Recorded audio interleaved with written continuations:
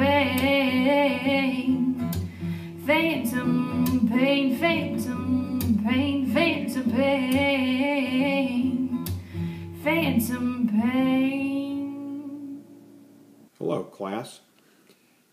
It's Tim Beglin. I'm Professor Scheid's favorite uncle, or at least one of her top 5, maybe. Shannon asked me to speak about something I have some experience with that you might have guessed from the opening, phantom pain. My phantom pain is a result of an amputation of my left leg I had about 6 months ago. My particular experience was probably more acute in terms of pain than most amputees. Fortunately, like most amputees, mine lasted about 2 months and has mostly abated since then. I pity the poor souls who have to live with it the rest of their life. Phantom pain is the real deal. It is real pain. It feels exactly like real pain. It's been explained to me, in lay terms anyway, as the nerves being traumatized and confused by the severing of those nerves.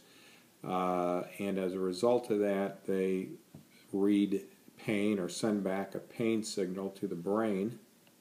And that pain signal is exactly the same as the pain you would get if you touched a hot surface or sprained your ankle or jabbed yourself. It is the same precise feeling of pain. So it's in your brain, so I mean it is in your head, but it's not just in your head as some people think.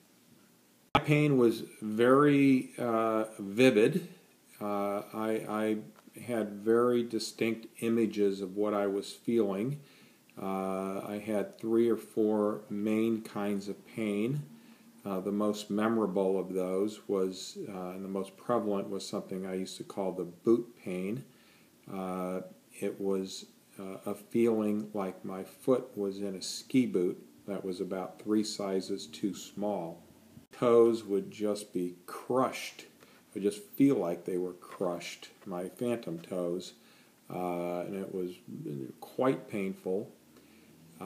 Sometimes the boot would get what I call teeth. It would grow teeth, and it would feel like I had stepped into one of those bear traps where the bear trap comes down and snags your leg, and those teeth were gripping my ankle. The most benign phantom pain I had was just a kind of a numbness, like when your foot is asleep. I still get that today. That's really about the only phantom pain I have left. It also came in varying intensities, but what I have now is not very intense, thankfully. When it was at its worst, the phantom pain was very difficult to deal with. It was infinitely frustrating not to be able to touch the pain or to rub it or massage it.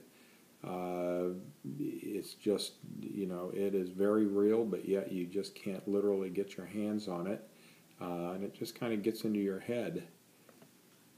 About the only relief I was able to find was to distract my mind.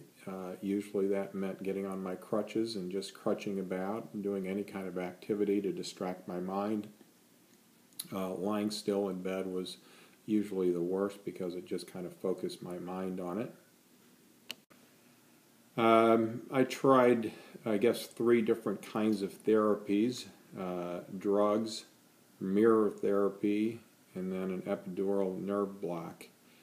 Among the drugs I took were OxyContin, hydrocodone, Lyrica, and naproxen. I also took a drug that's legal in just a few states. It's kind of self-prescribed it.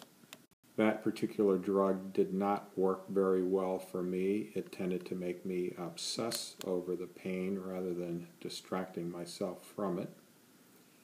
The mirror therapy is something that I'm not sure there's a lot of science behind it. The idea is you put a mirror sort of next to your amputated limb and have it reflect your good limb, and as you move your good limb and you look in the mirror, it looks like your amputated limb is moving. And somehow the idea is that that's going to make the connection between your nerve and your mind processing that. I could never tell that it was doing any good for me, but some people swear by it. And then the last thing I had at some point late in the process, when I was getting somewhat desperate, I had an epidural nerve block on 2 occasions. The pain management doctor described it as trying to kind of reboot the system.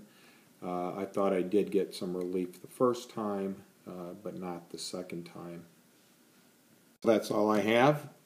Thanks for allowing me to appear before your class, and take it easy on Professor Scheid. Bye. Phantom